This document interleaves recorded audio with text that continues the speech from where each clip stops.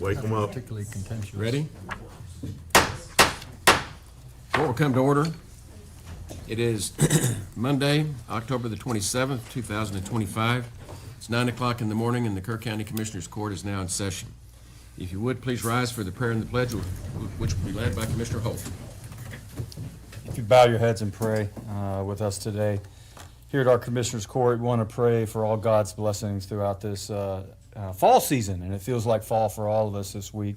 And we're especially mindful it's not just a normal season, but it's also a season of voting. So, God, we want to pray that everyone's granted safety to and from the polls early and then on later for voting and election day. But we're also mindful about Halloween coming up very soon, and in our neighborhoods and in our communities. Please keep all those little kiddos and parents safe as they wander the streets at night.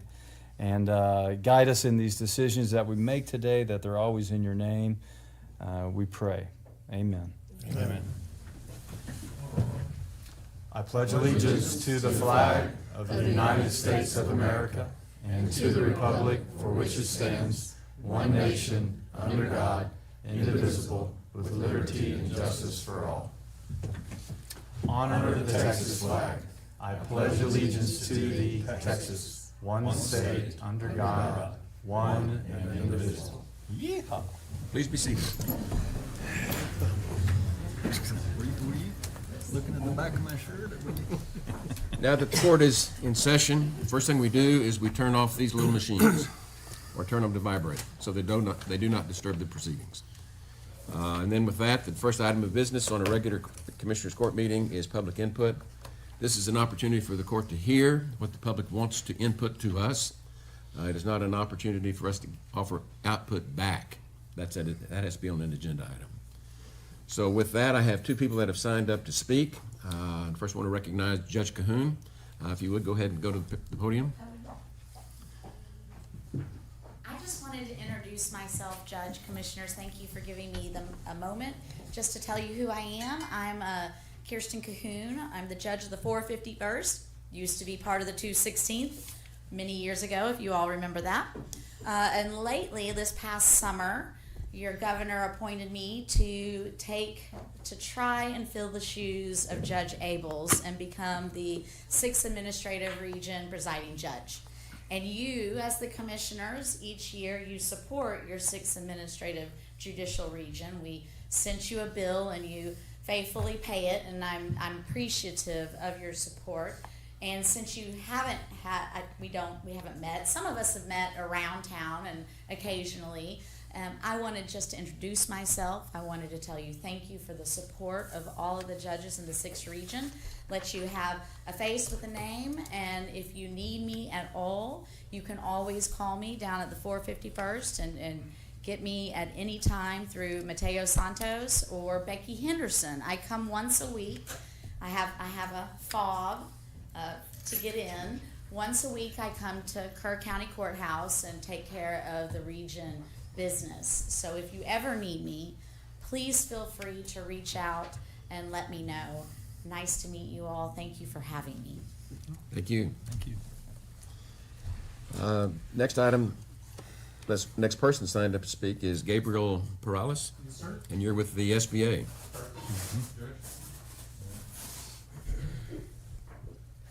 Good morning, Commissioners, Judge. Again, thank you so much for the opportunity. My name is Gabriel Perales, Public Affairs Specialist with the United States Small Business Administration's Office of Disaster Recovery and Resilience.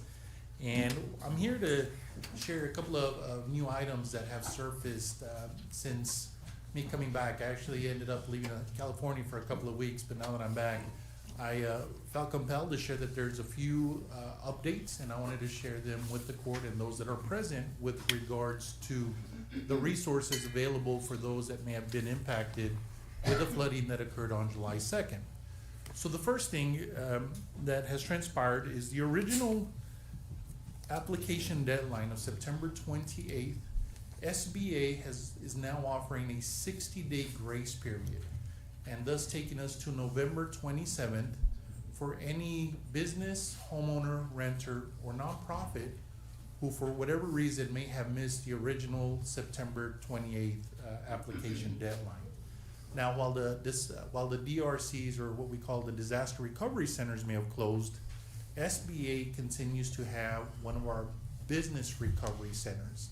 And so folks that are still interested in receiving assistance with their applications can still walk in there in person, right across the street at the First Presbyterian Church at the library, to get help in filling out their application, whether it be for physical damage or economic injury.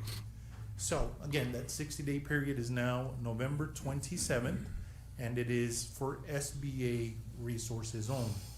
Now, the second item is that there are a couple of new counties that have actually now been identified and have been moved from what we call contiguous counties, where they were only eligible for economic resources.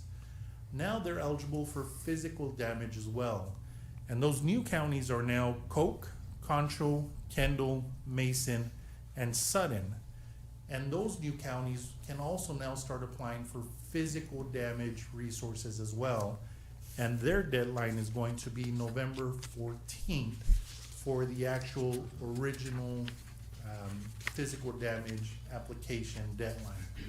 With that being said, it will also extend economic injury out to June 15th for those specific counties. And for the original 60-day extension that I just referenced, that economic injury deadline is still April the 6th. So again, economic injury has a longer time frame for which one could apply for resources, but from a physical damage standpoint, we're excited to share with Kerr County residents and let them know that if they still need assistance, we're here in person, or they can still continue to apply online at sba.gov/disaster. So thanks so much, and if we can continue to get the cooperation of Kerr County to share this information through their channels, I would greatly appreciate it. And because we are on YouTube, and this will be posted on our website, go through those counties, the new counties again. There was Sure. Coke, Concho, Kendall, and Sutton. Mason and Sutton. Mason. Mason and Sutton, and their application filing deadline is November 14th of this year. Okay, we'll make sure that's on our website. Perfect. Thank you, Judge. Okay, thank you. Thank you. Any other public input? There being none, we'll move on to commissioners' comments. Precinct 1. Yeah, Judge, I've got a couple of things this morning. First off, congratulate Charlie Hastings. He's got a new grandbaby, first one. So that's always a big step. So a lot of prayers for you and your family and this new baby. I went to the Gunny's Warriors event a week ago. It was an incredibly well-attended, honorable event, and I really enjoyed being there. And I'm glad we support them as strongly as we do here. It's worth everybody attending if you've never been out there for their opening event. Now, you can say the last name, right? Be a cherry. Yes. Well, I've learned. I try not to say it in case I mess it up. Well, it's Italian. It is, yes. But if you've never been, you need to go this next year. So the flag event's just beautiful. Update on the debris. Ashbrit in the west portion of the county is 100% complete on all of their cleanup. Cirrus is at about probably what, Don, you think about 95%, 96% complete, and that includes most of the right of entries, the ROEs. That's been done. They've done an incredibly good job, and some people view maybe too much of a good job, right? Because they now we've got our riparian recovery group that's having to come in and try to figure out how to get things back and restore the riverbank to where we don't have a lot of erosion and those types of things. And I serve on that group with Katie back here, and we have a lot of fun going through and a learning moment for us. And then the burn ban, at some point we probably ought to consider trying to move that back. Now that, because we do have most of the stuff completed in that river corridor, might give some thought to that.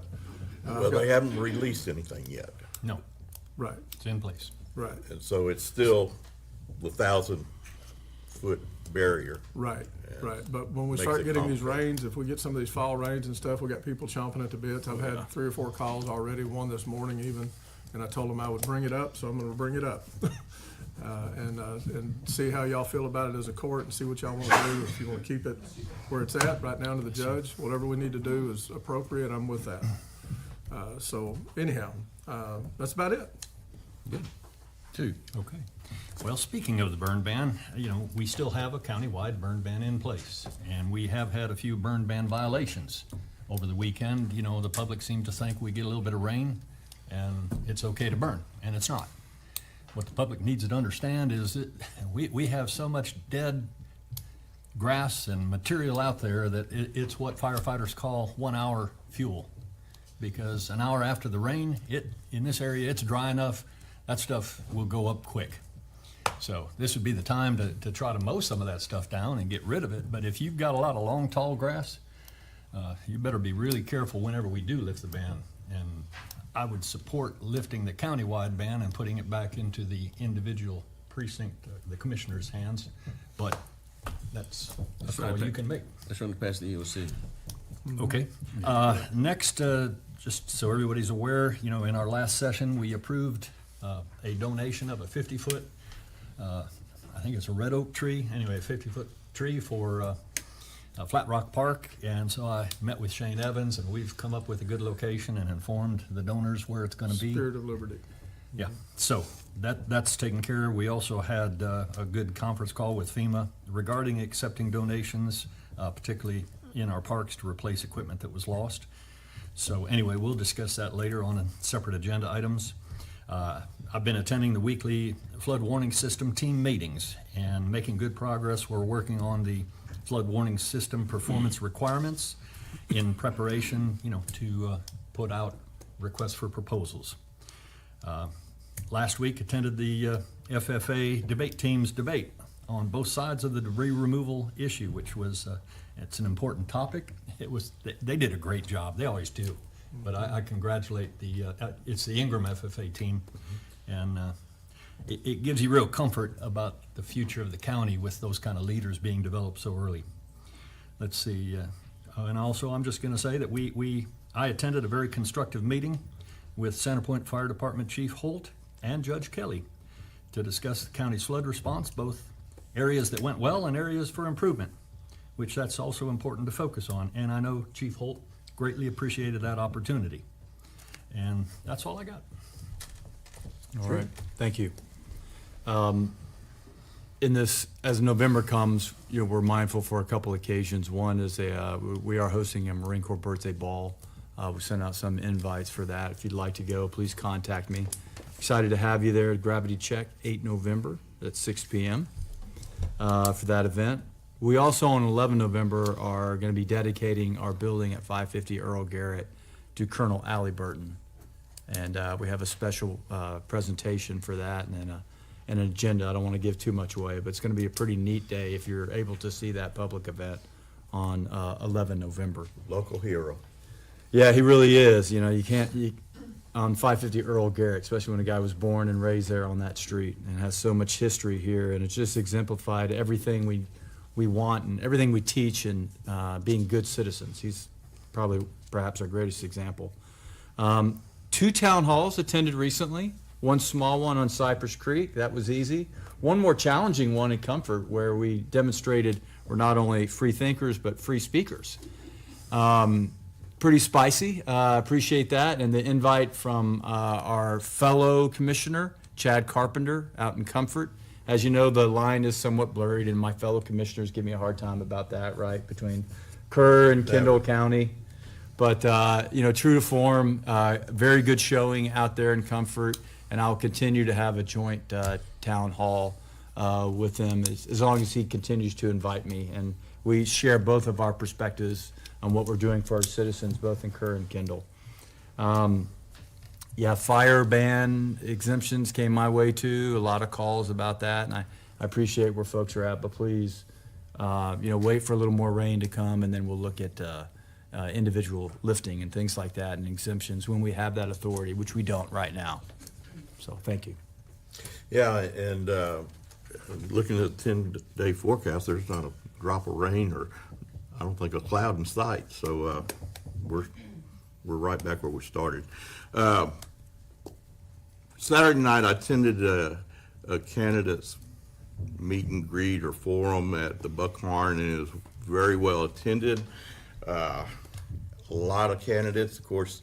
You look up here, there's conceivably, there could be 4 new faces up here after next March.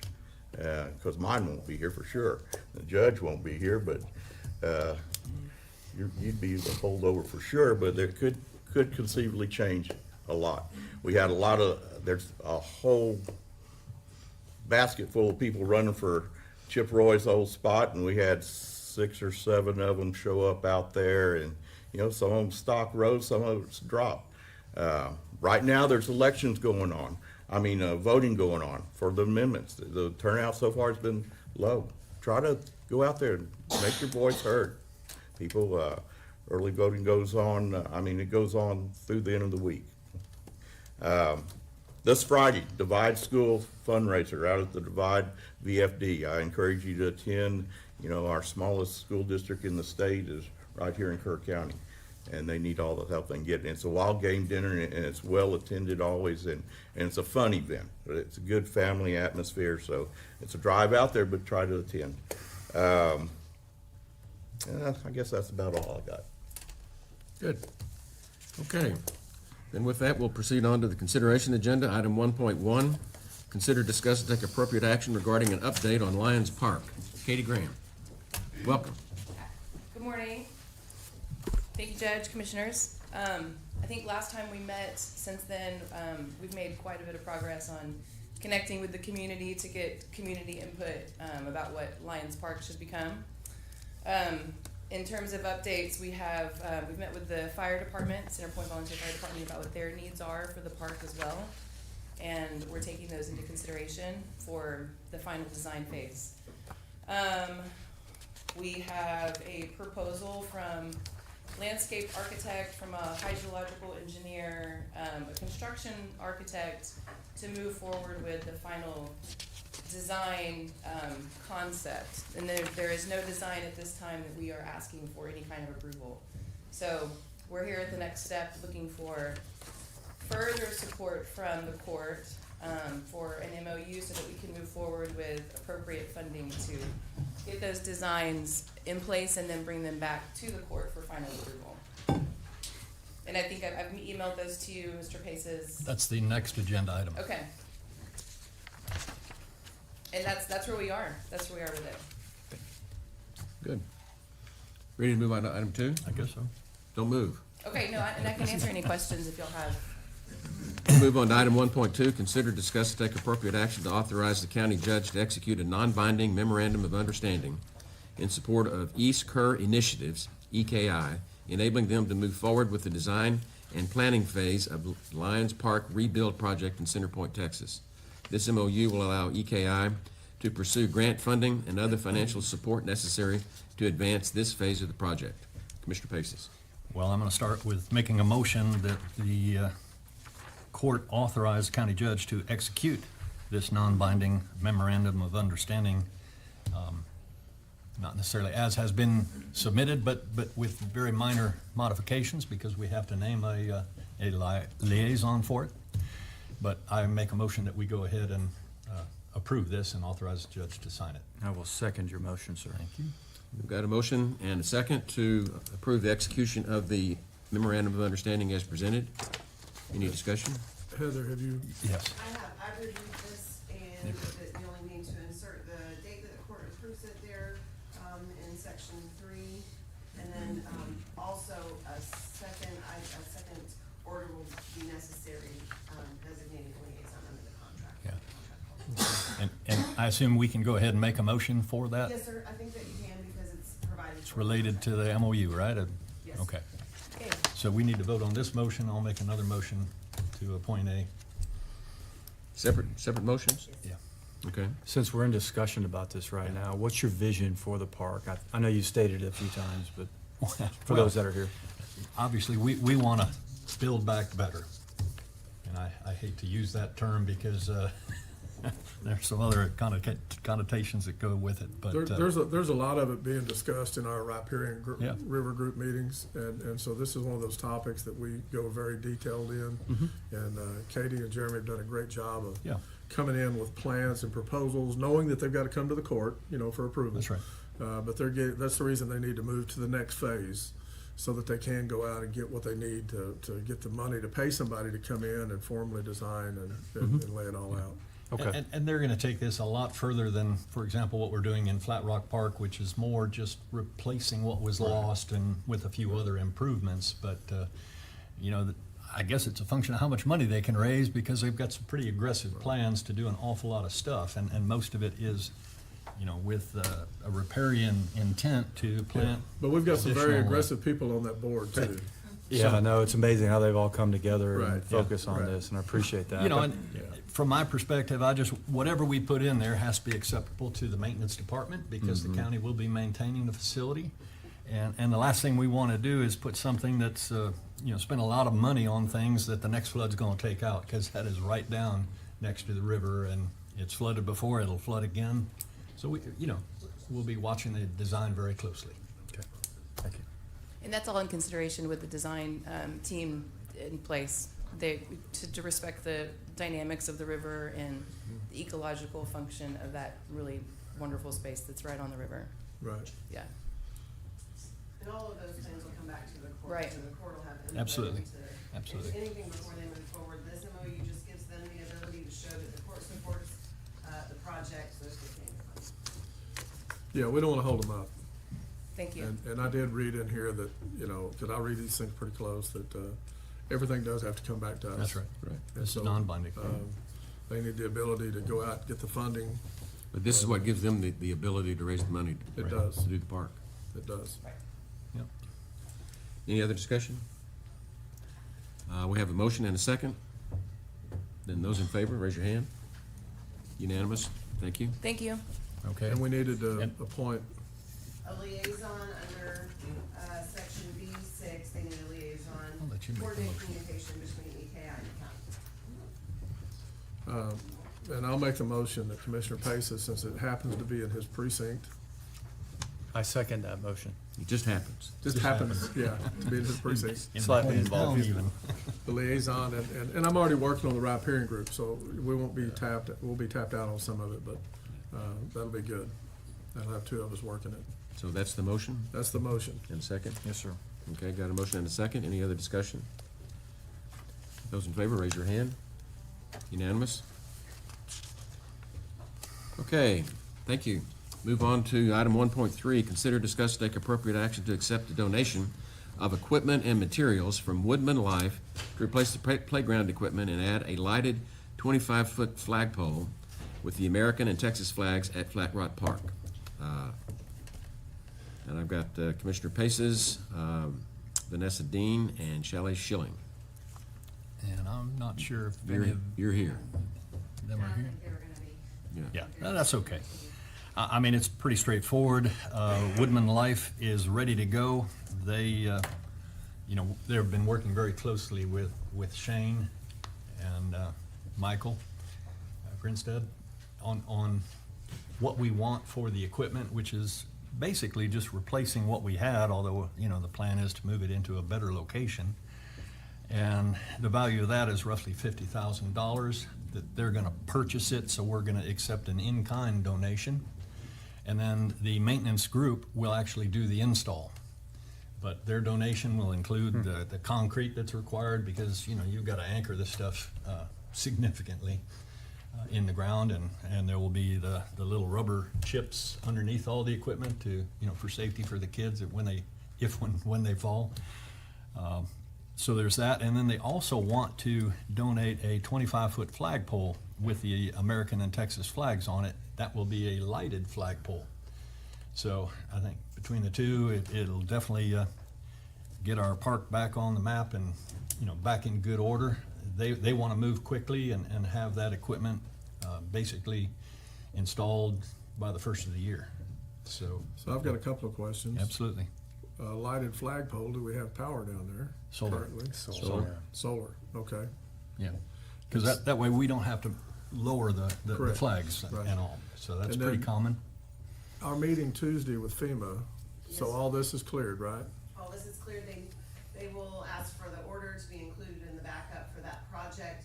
It will be considered a donated resource, but it will still be within that project with FEMA. Yep. And so Tracy, You're our donations coordinator. Everything's gone. You're good, satisfied everywhere on it? Okay. Not to be a flag expert, but dealing with flags every day, constantly up, will require replacement probably every 6 months or Oh, yeah. so. Yeah. I'm just assuming that's gonna be on the county's responsibility. Yeah, To and they were gonna get the provide right us some flags. extra flags, but at some point, yeah, They the are? county will Okay. be providing flags to, and we'll need to replace them, Yes, as sir. we do with all of our flags that we fly. Okay. Thank you. So, and I'll just make everyone aware that we're still working with American Legion, who also want to, well, they are raising funds and they want to donate some equipment there. So, you know, we lost park tables and benches. That could be one area. Other suggestions are to put sunshades over the playground equipment to keep it from being so hot. I mean, there's a lot of things that they can do. Another suggestion was some of those permanently installed barbecue grills in the park. Have you, Anyway, have we'll- you had an opportunity to visit with Shane and the projects he's brought Absolutely. before FEMA Yes, on some of that? yeah, Okay. yeah. Well, all of that would basically be new improvements, so won't be Lead applicable to mitigation. FEMA. Okay. I mean, maybe one or two of the park benches and tables, and we'll make sure it's plugged in. Okay. But for the most part, what American Legion, they've thrown out a number of roughly $50,000 of value. That will be just sheer improvements to the park. And obviously, I welcome anybody who wants to help improve our parks. Okay. So let's see, with that, I guess I'll go ahead and make a motion to accept the donation of equipment and materials from Woodman Life to replace the playground equipment and add a 25-foot flagpole with American and Texas flags at Flat Rock Park. Second. Got a motion and a second. Any other discussion? Those in favor, raise your hand. Unanimous. Item 1.4, consider, discuss, take appropriate action to accept donations to Kerr County Animal Control totaling $52 for the month of September. Mr. Givens. Good morning. Just like the judge said, these are our September monetary donations, and we appreciate it. All right. I'll make a motion to approve this donation at $52. Second. Got a motion and a second to approve the donation to the Animal Control Facility as presented. Any discussion? Those in favor, raise your hand. Unanimous. Item 1.5, consider, discuss, update on related matters to the Hill Country Energy Subregional Planning Commission. Mr. Paces. Okay, we had a board meeting last Tuesday in the Kendall County Commissioners Courtroom, and it was good that Gillespie County Judge Daniel Jones and Commissioner Keith Kramer attended, though not in official capacity, because we're still waiting on the Kendall Commissioners Court to approve the bylaws and interlocal agreement. But I'm told that that's on their agenda tomorrow, and they needed to see the signed agreements from ourselves and Gillespie for whatever reason. So hopefully that will be formalized very soon. Let's see, and of course, the video from our board meeting is already posted on our website at hcesrpc.com. And then last Thursday, I went to Austin to attend Public Utilities Commission's board meeting. And I spoke during their public input session. Due to the 3-minute limit, it was very nice to have Susan Bell and Barbara Ferguson attend with me. So they were able to complete our script, if you will. And then I gave a copy of a formal letter from the Subregional Planning Commission to the Commissioners of Public Utilities Commission. And all that is also available on our website. A link to their video is available, so instructions on how to get to the right place to see all that. And I think it went very well. There was some interaction with the chairman. And then we had a fourth person, David Nash, out of Gillespie County, who has been an outspoken advocate against BES. Also gave his input to the board. So we'll see if it does any good. I'm hoping that the ball's in their court. Maybe somebody from Public Utilities Commission will reach out and say, all right, we're ready to meet with you. Anyway, we'll keep the pressure up. And we plan to do something similar with LCRA, because they also have refused to meet with us in a formal coordination planning meeting about BESS. Also, we obtained the ERCOT standard interconnection agreement between Black Mountain Energy Storage 2 LLC and LCRA. And LCRA stated in their letter to PUCT that the filed agreement contains slight deviations from the standard PUCT approved generation interconnection agreement. So we have that under close review to see what that really means. But what really concerns me about all of these interconnection agreements is that there is no mention of any efforts with respect to cybersecurity and requirements under Chapter 117 of the Commerce Code and or the governor's GA 48 or GA 49, which is, strictly prohibits companies that are based in or have subsidiaries or any way related to China, Iran, North Korea, and there's one more. But anyway, we're just not seeing it. And that's a huge concern. Why are we connecting things to the grid that could easily have China components with, cattle batteries or other circuit boards made in China? We've already seen Volt Typhoon take over the grid in San Antonio for 4 hours. So, it's time Texas wakes up on this issue. Mm-hmm. And that's all I have, but happy to take any questions. No action? No action. Any questions? Yes, sir. Okay. Then we have a timed item at 9:30, and we're actually almost on time Yeah. for Never that. happens. That's item 1.6, which is to consider, discuss, and take appropriate action regarding Texas A&M research study, flood impacts in Kerr County presentation. Mr. John Payne. Great. Judge, Commissioners, thank you so much. Slight change, if it's acceptable. My name is Dr. Garrett Sansom, and I was going to be speaking, although this is Mr. J.D. Payne, if that works for you. Okay. Okay, great. Well, as mentioned, we're from Texas A&M University, and I'm here through the Texas A&M Superfund Research Center. I'm also the director of the Together for a Better Tomorrow research program. Mr. Payne's handing out just a summary as well as my card, just so you have it. So what I want to do today is briefly discuss a planned research project in Kerr County involving the recent flooding. Clearly, I don't need to go into the details of that. But the idea of this particular research is one that has been explored in other areas of Texas. This isn't our first time doing that. That includes the Hays County Memorial Day flash flood event, the ITC petrochemical fires in Houston, Hurricane Harvey, as well as East Palestine train derailment. And just as a note, both myself and Mr. Payne are Hill Country born and bred, and currently live. So we're Hill Country boys. So the purpose of this particular survey, What county? we're from Hays. Hayes. Yeah, we're both Wimberley kids, although we do love Kerrville. So the purpose of this particular questionnaire is first and foremost to not be a burden on any of the participants who choose to do this. It's supposed to be a quick and easy thing. But the idea is to explore items of their experiences following the flood. For instance, if they got warnings, if they obeyed them, why they did or didn't, as well as opportunities to understand about how they relate with both their neighbors as well as folks like yourself and other organizations to understand just the underlying cohesion of the community, which I expect will be high in certain locations, as well as their experience with the recovery thus far. The whole point of it is not to point any fingers at all. I think there's been plenty of that. It's more so to see if there's any highlight opportunities for positive change, both at the local level, but especially at the level of the Hill Country itself. As mentioned earlier today, it's not a matter of if, it's just a matter of when these sort of flash flood events happen again. And I pray that Kerr County never experiences something like this. However, it will happen somewhere along the flash flood valley of which we live in.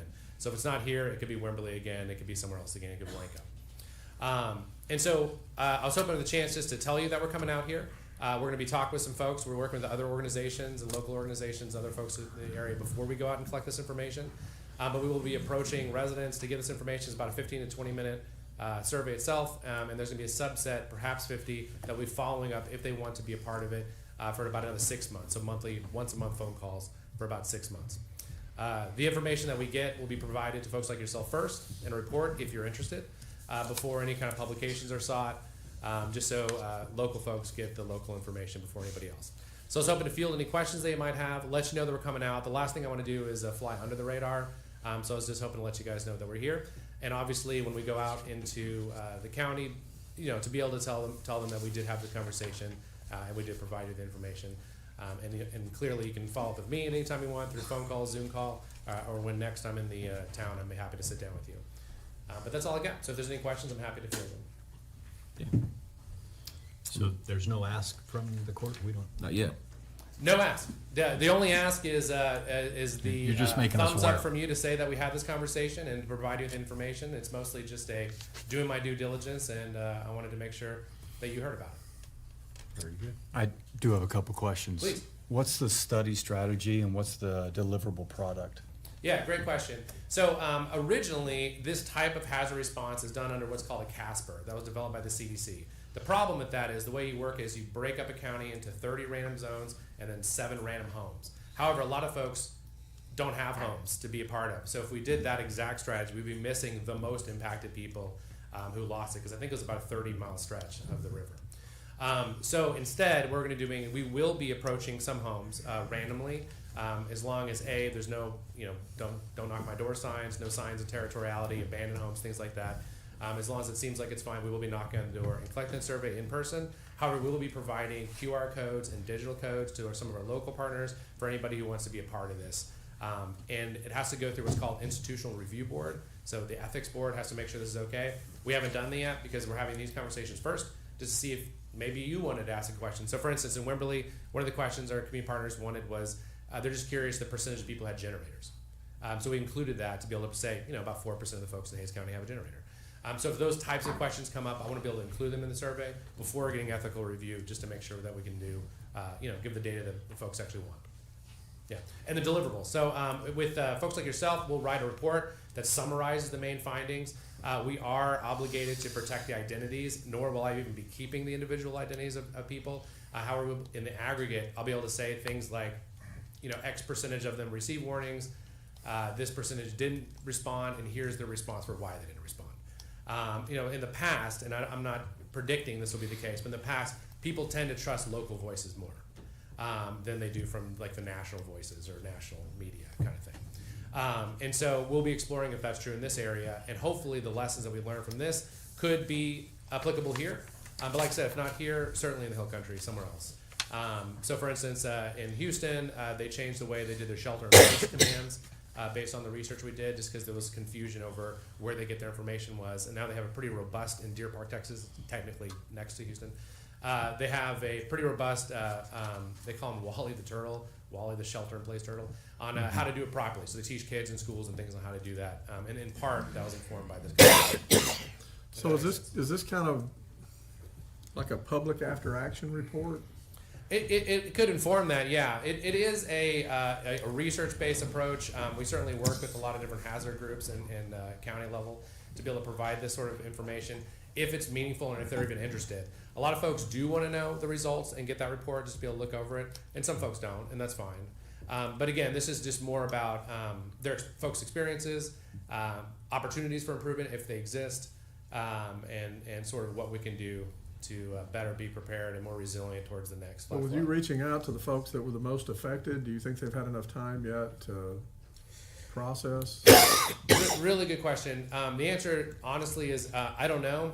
We're not starting tomorrow. And one of the reasons that we waited to even this long to have this initial conversation is the last thing I want to do is interrupt any kind of recovery action. And it sounds like there's still obviously ongoing things. It's going to be probably another year or two before we experienced that in Wimberley. But no, I don't know yet. But we're probably going to be coming out at the absolute earliest. I would say maybe starting in December, but really we're talking, we're going to be out here in the spring. Some of the groups that we're working with have actually been providing homes with the money that they've been getting. There's somebody we want to talk to, like, are people ready to have a brief conversation about this or not? One thing we will do is provide resources, everything from resource information where they can contact folks, everything from mental health issues to potential, financial assistance. But those are the type of things we're hoping some of the other county and local organizations will be like, oh, please put our name down that, yeah, they can go to this website. And then we can hand that out in addition to trying to collect the 15 to 20 minute survey. Okay. So are you planning to primarily interview residents and businesses that were affected? Or, are you going to encompass and include county personnel? Are you going to include UGRA? A lot of other people were involved and have unique perspectives on the flood and the response. And, my hope, if you're gonna do this, is that you at least focus heavily on ensuring that the governor's promise to fund the flood warning system is upheld, because we are putting together a very comprehensive warning system that will greatly improve the way we handle emergencies in the future. And I just want to make sure we get funding for the darn thing. Yeah, well, That's failed in the past. Yeah, I can't speak to what will 100% say at the end of this report. And to be clear, we're not advocates. The only thing I advocate for is honesty in the scholarship. But I will say, we're planning on having all those conversations. We're also planning on not just interviewing residents who lost a home or were flooded, but those who didn't. Just the experiences in the county as a whole. The Casper method has been shown to give a good generalizable data, even with a relative, even with just a couple hundred folks. And so we'll see how that pans out. If I put on my my hat outside of this, I do have some opinions about probably what will or will not happen based on this, as well as what the recommendations might be. But I want to hold off on any of that until at least we get the data back. I appreciate you coming forward. I mean, Texas A&M has a trusted name. You're a real brand that people trust, and I appreciate that. You'll certainly get good stories from home residents, but the 119 names that are in our minds and in our hearts, many of those are visitors, and it's always challenging to trace back the impact on visitors that were horribly affected with losing somebody, or just they lost their RV and had to drive home without it. There's plenty of stories like that from people that stayed in Airbnbs. So I've heard about home residents kind of as your target, but not necessarily visitors. But you did mention businesses. So where it becomes tricky is, contacting families of those lost and businesses impacted, meaning campsites or camps, and especially those that are under lawsuit. Yeah. Are you staying away from that? We at this point, I don't have any plans on speaking with it. Thank you. Well, be sure good. to ask some of the camps and RV park owners what they think about the recent legislation that's going to greatly affect their industry. Yeah, Be sure to ask that. noted. Anything else? Thank you very much. Thank you guys so much. I really bet. appreciate the opportunity. Okay. Next item on the agenda is item 1.7. Consider, discuss, and take appropriate action to approve an additional SOD investigator within Operation Lone Star FY 26 grant number 4587303. The grade step would be implemented at a grade 25. 100% of salary and benefits are paid through the Operation Lone Star grant funding. Huh? Say what? Passing material for you, sir, for 1.9. Okay, 1.9. This is Captain Grant Gage? Yeah. Grant? New name. Morning. Grant, not Scott. Okay, I got it. Yeah, slow today. The new name is Captain, That's true. Captain Gage. Morning, like I said, like to create under Operation Lone Star, additional position. Wouldn't actually go into effect until February of 26. We've identified a person for that, but they're currently still in their current employment. Okay. And they work for the federal government, so they're kind of shut down on some things right now. So, but 100% of it's gonna be paid through Operation Lone Star. So, starting grade would be at 25, which is equivalent to investigator or sergeant pay, which is equivalent to everybody else in that, within the Special Operations Division. It's the same. Also, as in for funding for Operation Lone Star, we went to a meeting last week, Wednesday or Thursday, down for the Operation Lone Star Task Force was in Goliad. Governor was in attendance to that. Governor's remarks there is funding for Operation Lone Star is not going away anytime soon. So, they figure at least another decade or so, depending on how the administration, if the administration changes, governor's still obligated for Texas to control its borders and control the people entering in the United States. Make a motion to approve. I'll second. Got a motion and a second. To approve the, adding the new SOD investigator position with the Lone Star, Operation Lone Star grant as presented. Any discussion? So this position's fully 100% funded by Operation Lone Star. Yes. So just talk to me, how long do you expect Operation Lone Star to continue? That's what I said. The governor just said 10 years. at least another decade. At least another So, decade? Because you know, at some depending on point, if the there's funding goes away. administration- I don't know what that does to the position. I guess if it's 10 years down the road, Yeah. we'll deal with it, but. You know, and, you know, the plan would be is, hey, if the money went away, then any of the acquired deputy position, any openings, that they would just move to that deputy position. Yep. All right. I assume you have a candidate in mind already? Yeah. Yes, Federal we do. employee. So, but he's kind of on hold Got it. till February, so. Okay. Okay, anything else? We have a motion and a second for the new position for Operation Lone Star as presented. Those in favor, raise your hand. Unanimous.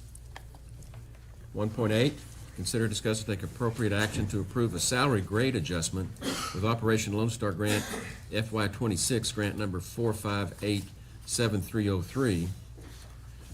The grading step would move from 21.5 to 13 to a 25.13. And the position description would change from OLS SOD deputy to an SOD investigator. 100% of the salary and benefits were paid through Operation Lone Star funding. Same Captain thing. Gage. This would just be for that grade and step change for the current deputy that's working in that position to move him equivalent to his peers. I move for in that approval. division. Second. Got a motion and a second to approve the step and grade increase as presented. Any discussion? Just tell me why. His duties under Operation Lone Star actually move more towards that investigative than what they do, because they gather a lot of data, analyst type of stuff. They use license plate readers.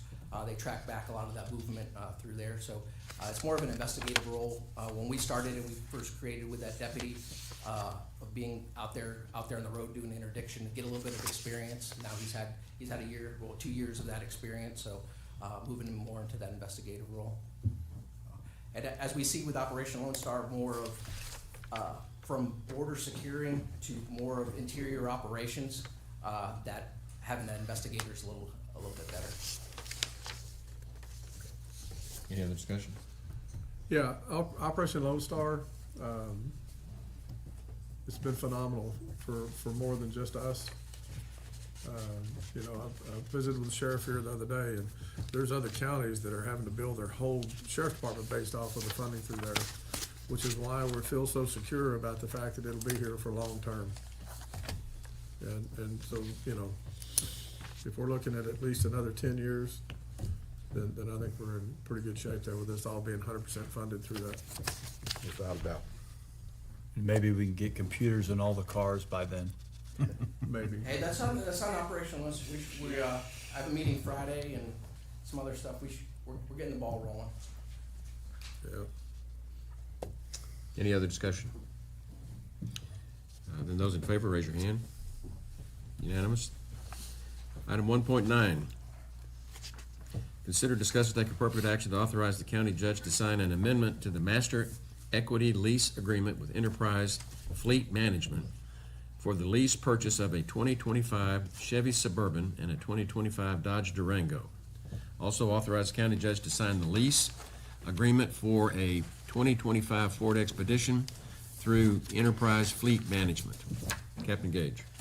All right. So I passed out that amendment to the master equity agreement that's there. So that's kind of the document that's in question. So on two of these vehicles, on the Durango and the Suburban, we did a capitalization reduction.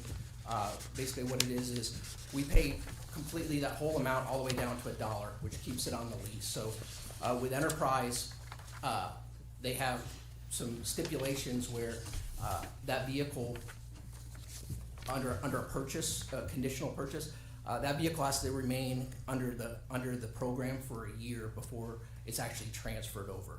So this document, what Enterprise explained to me, is this document comes up when we do that capitalized reduction down to the $1. And it's basically a conditional purchase of it. And that's just mainly for tax purposes, because Enterprise doesn't just do it for government, they do it for private businesses as well. So once that conditional change goes in there, it has to do with tax purposes of how they can claim that vehicle, whether those payments on taxes or it has to go to a depreciation type of value on their taxes.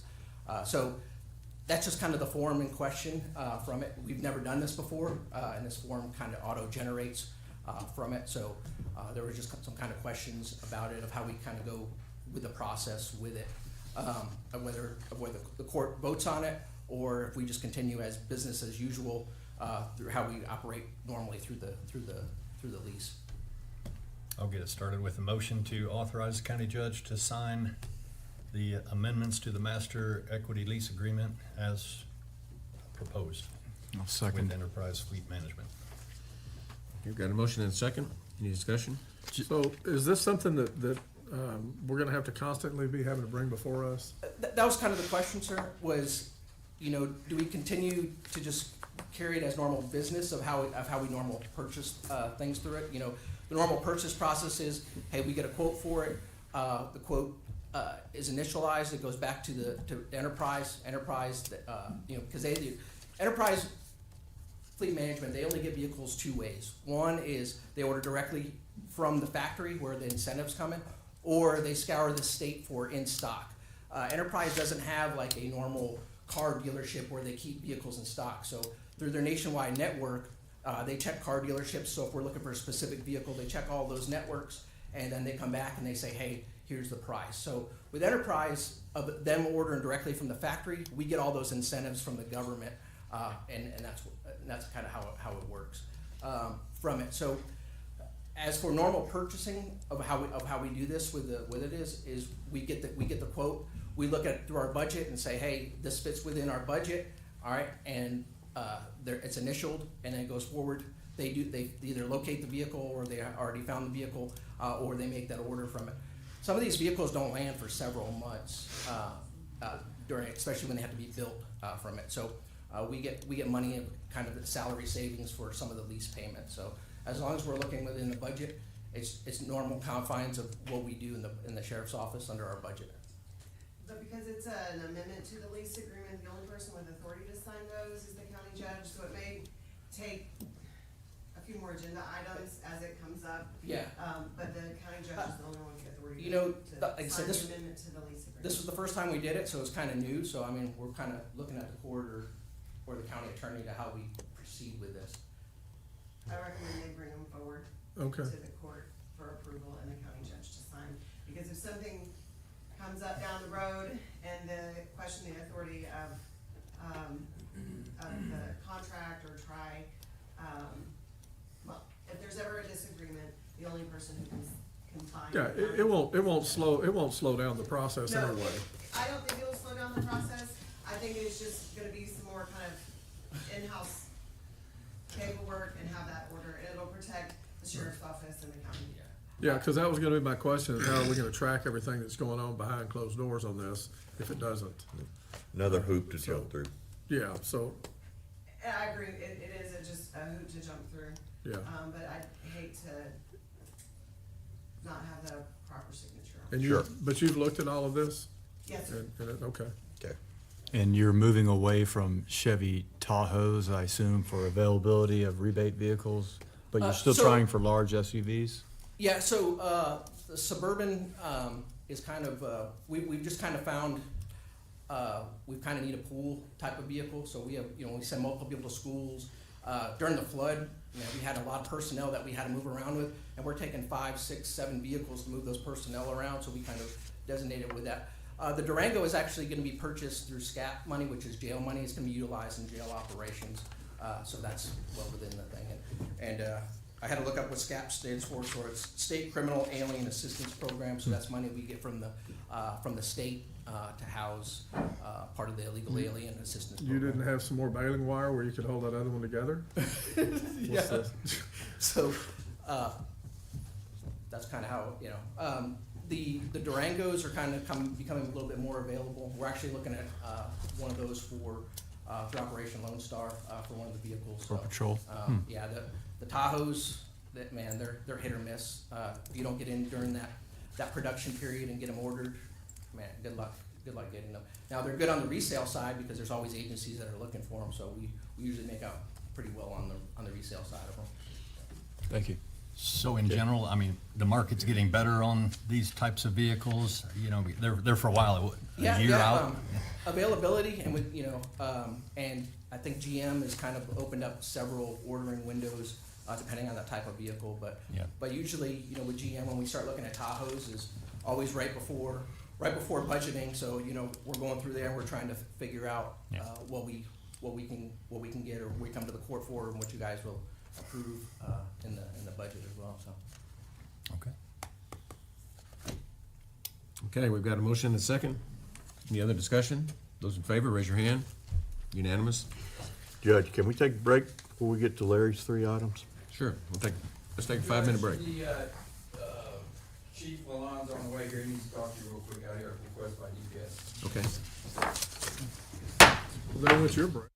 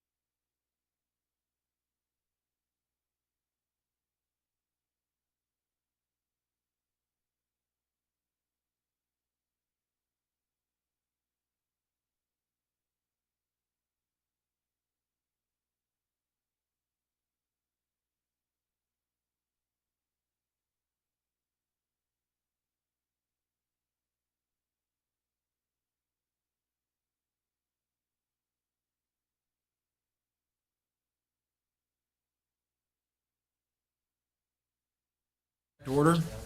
Next item on the agenda is item 1.10. Consider, discuss, and take appropriate action to approve the interlocal agreement between Kerr County and Valverde County for jail services and for the county sheriff and county judge to sign the same. Sheriff Letha. This is just another jail contract, asking y'all's approval to be able to do business with Valverde County Del Rio at the new rate. Wow. I move for approval. Second. Got a motion and a second to approve the new contract with Valverde for jail services. Any discussion? No. Those in favor, raise your hand. Unanimous. Item 1.11, consider, discuss, and take appropriate action to approve a 3-year service agreement beginning October 27, 2025, between the Kerr County Sheriff's Office and Commissary Express, Inc., to provide comprehensive commissary services for the inmates at the Kerr County Correctional Facilities. Sheriff. Yeah, I'm looking for y'all's approval for the judge to be able to sign the new contract with Commissary Express. Commissary Express, they're our vendor for the inmates, for personal hygiene, to food items, drinks, stuff like that. We do get 31% of it according to this contract. We've had them since 2009 for 16 years, and this is one of the few things that Sheriff Herhoser asked me to keep, and they have done a great, amazing job. I did advertise for this 2 weeks in the paper. This is something that I have to take bids out every 5 years, so I'm just looking for y'all's approval to keep them as a vendor. I move for approval. I'll second. Got a motion and a second to approve a 3-year service agreement with Commissary Express, Inc. is presented. Any discussion? Sheriff, were there any other bids? You said you advertised. Yeah, I don't know. They were the only one that bid. Yeah. I mean, Okay. sometimes it looks like we've had them so long. I mean, maybe they think. I mean, no. And they're just a really good vendor. They've been good deals. Oh, that's good. Okay. Any other discussion? Those in favor, raise your hand. Unanimous. Item 1.12, consider, discuss, and take appropriate action to approve and authorize the county judge to execute a contract with Alara Creative. Yeah, as I talked to you about this, just think about J3, it's pretty similar to that. This is a contract our county attorney prepared with the assistance of TDM. So I'm kind of looking for y'all's approval. The county attorney did write it, she did approve it, and just looking for y'all's approval for the judge to be able to sign this. I move for approval. I'll second. Got a motion and a second to approve, what kind of a ratification contract with Alara? Yes, sir. It is so that we can, get reimbursement from FEMA. Right. That part, that's For important. the services that Color Creative provided, after the disaster. And what were those services, Sheriff? A public information officer, he was one of the ones at the table to work with ours at the county and with TDM and DPS. Oh, yeah. Okay. He ran the I remember check. that guy, yeah. He ran the check. Actually, we both got contacted by the FBI just last week. He did such an amazing job. They want to talk to him and see how he handled that situation. He did a really good job. Okay, got a motion and a second. Those in favor, raise your hand. Unanimous. Thank you. Thank you. Okay, next item on the agenda is 1.13, consider, discuss, and take appropriate action for the court to authorize advertising and issuing a request for proposal for the 2025 Disaster Recovery Kerr County-wide Road Rehabilitation Project number 960820. This is 25-002602, July severe weather number 4879DR, metal beam guard fence replacement for Herman Sons Bridge, Lane Valley Bridge, and Indian Creek Bridge. Mr. Hastings. Thank you, Judge. Plans and specs have been prepared by the Office of the County Engineer for replacement of damaged metal beam guard fence, also known as guardrail, at various bridge locations crossing the Guadalupe River. That would be Herman Sons Road, Lane Valley Road, and Indian Creek Road. And this is due to damage caused by the severe weather flooding on July 4th, 2025. The bridges have been inspected by TEEPS Task Force 1, Tate Dawson Engineering, TxDOT, the Office of the County Engineer, and FEMA in an effort to determine the limits of damage and repair. The contract documents have been reviewed by both TDM and FEMA. They're the same contract documents that we're using for Cade Leaf Bridge, so that same spec is being used. It's been looked at nauseum. The advertisement for bid is attached, and the schedule is as follows. November 5, 2025, and November 12, 2025 would be advertising. Mandatory pre-bid conference would be 2 p.m. November 17th. Bids would be due at 2 p.m. December 5th, that's a Friday. They would not be opened until 10 a.m. on December 8th, and if everything is in good order, we could award it that same day. Otherwise, we would bring it to the next Commissioners Court. It just depends on how things pan out. County engineer requests that the court authorize advertising and issuing a request for proposals for the 2025 disaster recovery Kerr Countywide Road Rehabilitation Project number 960820. It's the 25-026, 02 July severe weather, number 4879 DR. DR stands for disaster recovery. It's the metal beam guard fence replacement for Herman Sons Bridge, Lane Valley Bridge, and Indian Creek Bridge. I move for approval. Second. I'll second. We had a motion and a second to approve the request for the disaster recovery projects as presented. Just put them in plural. Just a quick discussion on that. You know, Roy Perkins lives right by one of those bridges on Lane Valley, and his 200-year-old pecan tree that so many generations had proposed under was lost. You know, you can't ever really replace that history. And then they came and took the pecan tree away, which they had to as part of the debris removal, and cut it up, so he didn't get a chance to really, you know, make any plaques for all the generations of his families and all the families that live along there that proposed under this one tree. It was really sad. You know, I could feel the sadness in his soul when he talked about this, but he was also sad about the fencing, you know, that abuts all that, and that's what you're talking about replacing. And I appreciate you being very involved in this, and if anyone ever finds a pecan tree that we can plant there and have it grow for another 200 years, he's looking for one. Thank you. Charlie, are these guardrails pretty much standard, all three bridges, same basic design? Yes, sir. All right, sounds good. Any other discussion? Having lost a heritage oak, I can tell you anyone that's ever lost one, it hurts the soul. It does. It hurts the soul, lose a tree like Very this. sad. With that, those in favor, raise your hand. Unanimous. Next item is 1.14, consider, discuss, and take appropriate action for the Commissioners Court to approve and authorize the county judge to sign the second amendment to the contract with JCW for guardrail repairs to Arrowhead Road in Precinct 4 due to damage from the July 4th flood. Ms. Hoffer. This is the contract that I tried to get approved 2 weeks ago, and it wasn't ready and wasn't fully reviewed, so we're back here today. But it is now. It is Yep. now, however, that's really did it and made suggestions about, and we need to include in this to make sure that we can have it for our I move for approval. Got a motion and a second to approve the second amendment to the contract for the guardrails on Arrowhead Road as presented previously and again today. Any discussion? Those in favor, raise your hand. Unanimous. Item 1.15, consider, discuss, and take appropriate action to approve the general contract for the rental of 171 water barriers on Indian Creek Bridge, Precinct 4, in lieu of guardrail that was damaged during the July 4th flood until the guardrails can be replaced. Ms. Hoffer. Yes, this is the same thing, needed the right verbiage in it, so we're bringing the contract to get it approved. And we'll make sure there's water in the water barriers. Yes, there is. I pulled one of the cabs. It's pretty nasty. Got a motion and a second. Those in favor, raise your hand. Unanimous. Thank you. Okay. Item 1.16, consider, discuss, and take appropriate action to approve contracts with CASA, Dietert Center, Hill Country Crisis Council, Ingram Volunteer Fire Department, Turtle Creek Fire Department, Turtle Creek Volunteer Fire Department, Ingram Volunteer Fire Department, and Tierra Linda Volunteer Fire Department. And these are just routine contract renewals. I move for approval. I'll second. And those in favor, please raise your hand. Unanimous. Moving on to item 1.17 is consider, discuss, and take appropriate action to surplus IT items for the IT department. Ms. Shelton. Yes, you have the list in front of you of the items that IT is requesting that we be surplus. I'll move for approval as submitted. Second. Got a motion and a second to approve the list as submitted.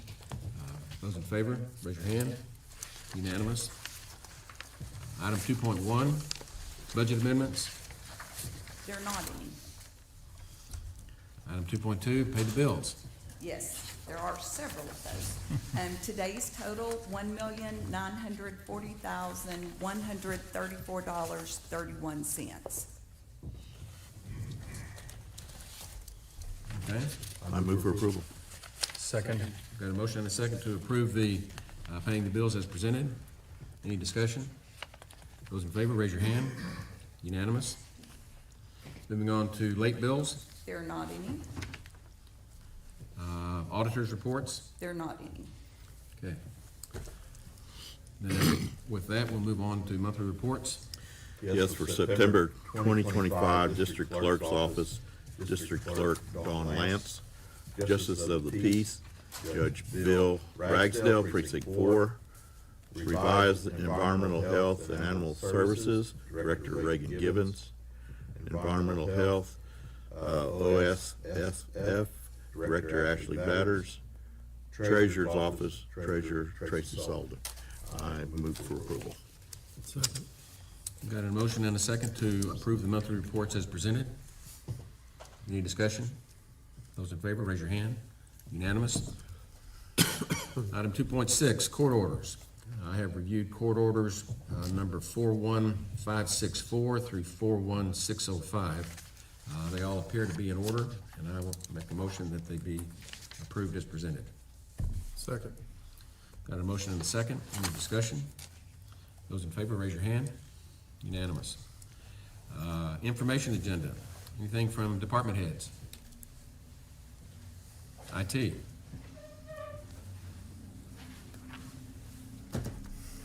Good morning, Court.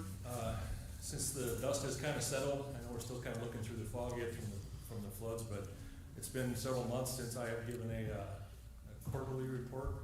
So that's what I'm talking about here today. My report dates back from May 12th. Since then, we've obviously had a number of different projects and initiatives that we've been working on. I'll kind of run through them in a chronological order. Back in May, we went live with our endpoint detection and response antivirus program.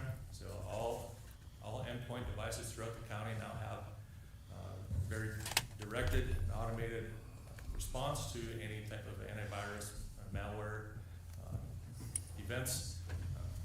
This allows us to block those specific devices at the point of attack, so that way any viruses that do affect individual components are locked down to those specific devices. Back in May, also we identified that the laserfish program that the county uses for county records had been expired and was no longer under support. So we brought that back online and have that updated to the most recent software version.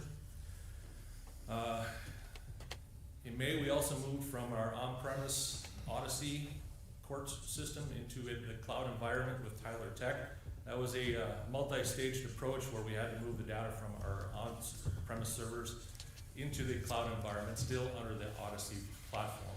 Once we did that, then we migrated to the current version of Navigator. Now, I know there's been some consternation as to the speed and responsiveness of that program. However, that is a risk that we take when we move to a cloud environment. The vendor themselves are the ones that host the documents now and all the data. We do help a little bit with the on-premises stuff, like if they're having printer problems, but the speed at which documents are downloaded, that stuff needs to be documented and submitted directly through Tyler Tech. We can help a little bit on that, but ultimately it ends up being a ticketing process through Tyler Technologies. When I had a meeting, I think it was 2 weeks ago, with our customer support team, they were not aware of it. So it's the end users, the people that actually use the product, that need to submit the tickets. It is not my staff that does that. Now, for awareness, like I said, we are around to help kind of do an initial investigation of it, but if it's a download problem from a third-party vendor, Tyler Technologies, and there's a number of vendors that the county used, that's kind of outside my control. So you have to submit the tickets with those vendors. Should you be copied on that?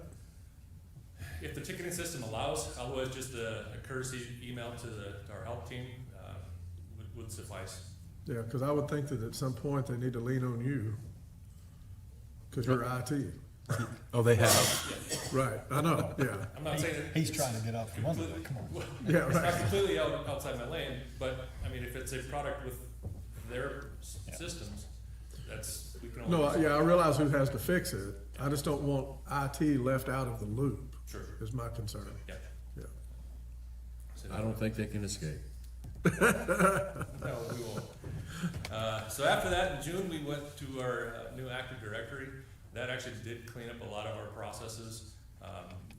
Some lessons learned out of that was how we manage passwords for users. That got to be quite clumsy in the transition, but we were able to overcome that. So for the first 2 weeks after that, we were running. Also during the conversion, the process with encode permissions didn't necessarily transfer over as advertised. So that created a bunch of work for not only my team, but also the treasurer and the auditors, and they were great with helping get that moved over. Early August, we obviously moved over to Office 365 environment. Kind of the lessons learned out of that one was we did not have full awareness of the workflow processes for each of the different staffs. So, you know, hey, I need this email address, we need this distro list. That information would have been useful beforehand during the discovery phase to smooth out that process. But we are still, in fact, my team is still learning the back end pieces of Office 365. So for every endpoint, end user facing page, there's an administrative page on the backside that we have to learn as well. I've got one computer monitor that's got 8 different administrative pages just for Office 365. So steep learning curve on there, but we're finally starting to get that normalized. And then also, actually since the 18th of July, we have replaced, actually I'll back up even to May, over 70 computer monitors, but since July, over 100 desktop computers and laptops. And each one of these devices can take anywhere between 4 and 8 hours per device. So it's finally starting to we're catching up there a little bit, but there were many days here recently where we would field more phone calls saying that their computer wouldn't start than we could actually replace. I had a list of, we had, at one point we had 12 computers sitting on the shelf ready to deploy, but not have the manpower to deploy it. As you guys are aware, Matt Comer is no longer with the county. He had 2 months of vacation on the books, so that left me short one individual. I sent another individual to a training program, so that left me down to 2 people in the office, and then I had another individual that was dealing with some health issues.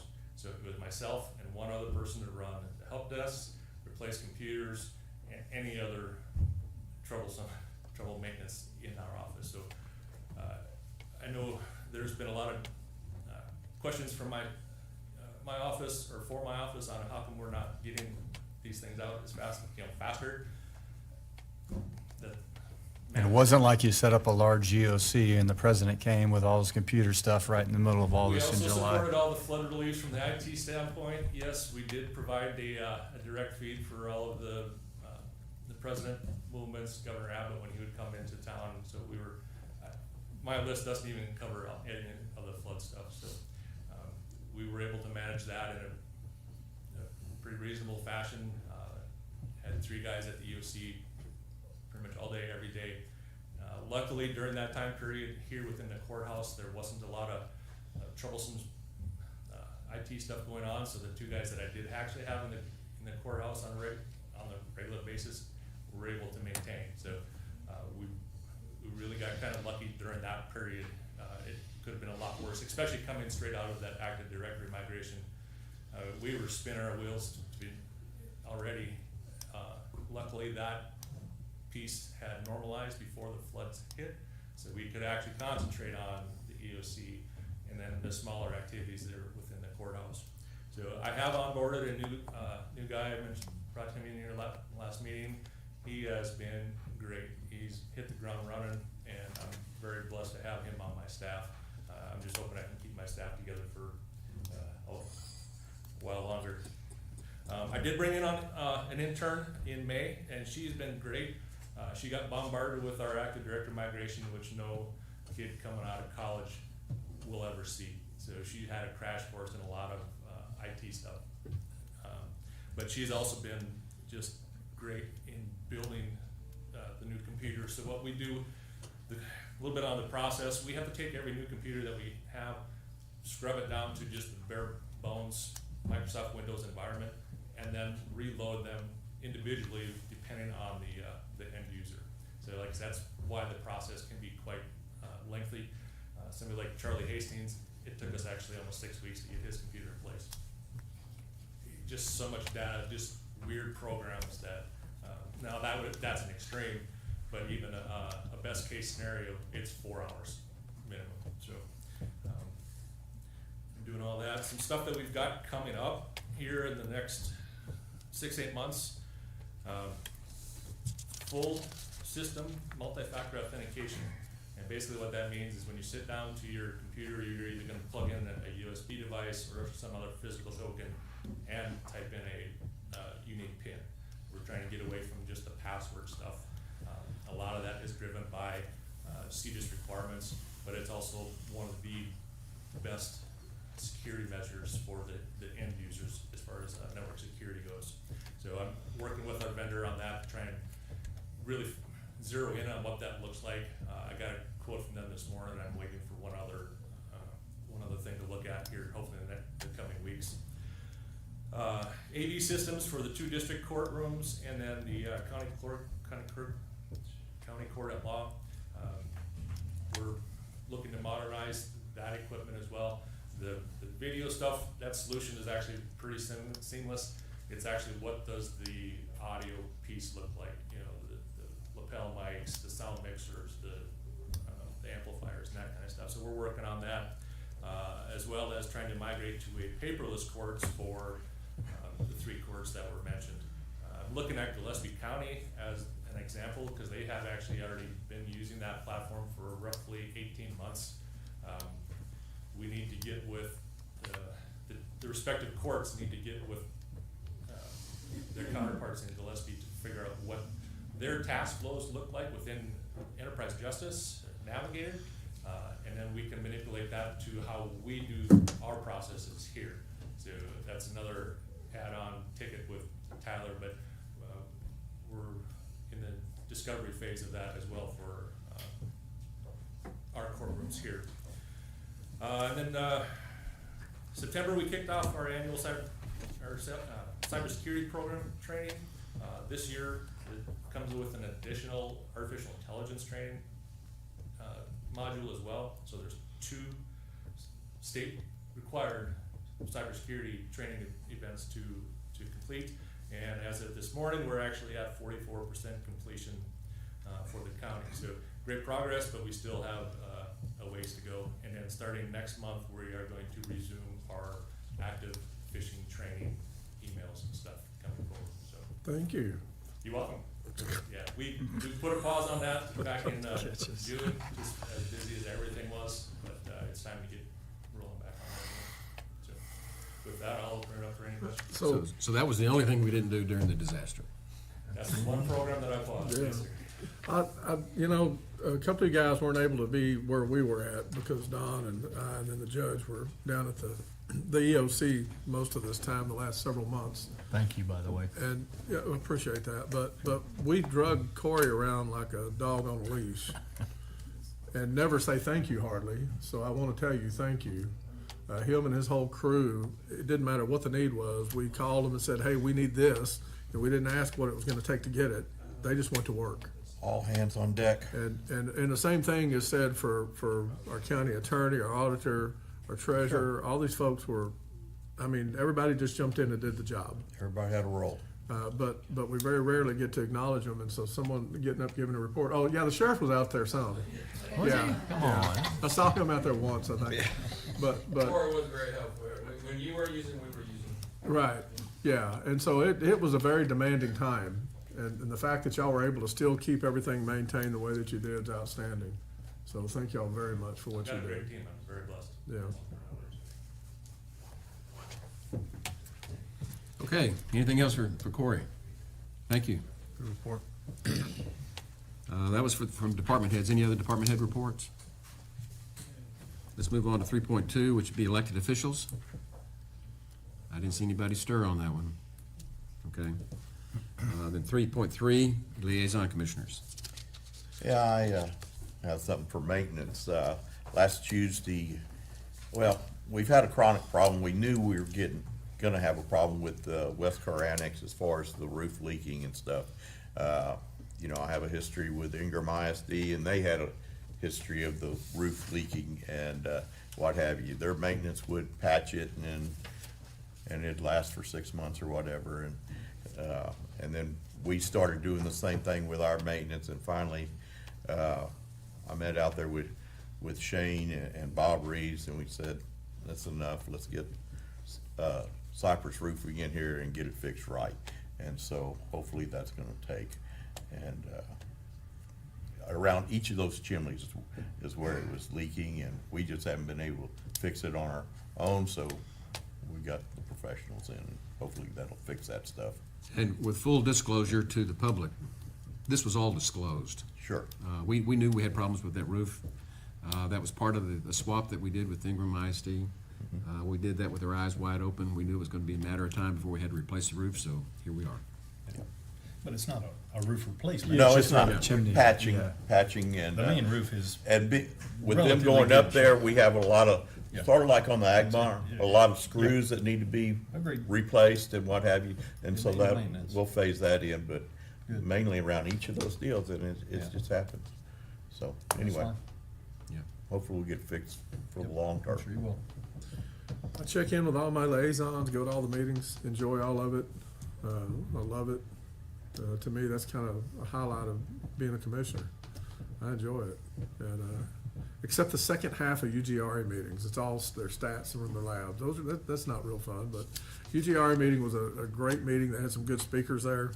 They are always, I think at this point, especially looking forward, thinking about how they're gonna be utilized in all of this, going forward and to the future of Kerr County. And I appreciate the work that they're putting in over there. So, I don't have anything.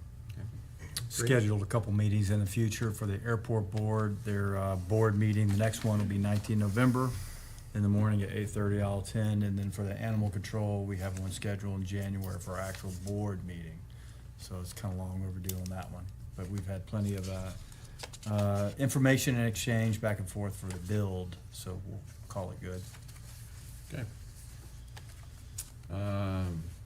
So with that, the last thing on the agenda would be executive session. Do we have anything for executive Yes, session sir, I today? have a brief conversation I'd like to have with you guys about pending possible. And so this is gonna be consultation with attorneys. Yes, sir. Okay, let's take a 5-minute break and we'll come back in executive session.